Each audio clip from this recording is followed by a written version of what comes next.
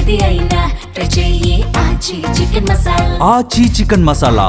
Regional సినిమాలో prove చేసుకున్న తారలు బాలీవుడ్ వైపు చూడటం, బాలీవుడ్లో సక్సెస్ అయిన స్టార్స్ హాలీవుడ్ వైపు చూడటం, ఇదంతా గతం. ఇప్పుడు మన సినిమాల్లో హాలీవుడ్ స్టార్స్ కి ఛాన్స్ ఇస్తున్నారు మేకర్స్.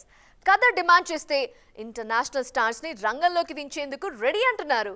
రీసెంట్ మూవీస్ లో హాలీవుడ్ తారల ప్రెజెన్స్ కాస్త ఎక్కువగానే కనిపిస్తోంది.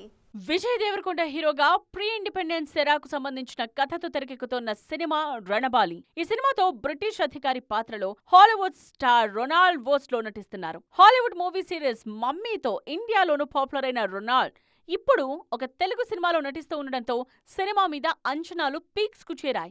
నాని హీరోగా తెరకెక్కుతున్న latest movie the paradise. Dasara fame Srikanth Odela దర్శకత్వంలో తెరకెక్కుతున్న ఈ సినిమాలో హాలీవుడ్ స్టార్ రైన్ రెనాల్డ్స్ కీలక పాత్రలో నటిస్తున్నారన్న ప్రచారం జరుగుతోంది.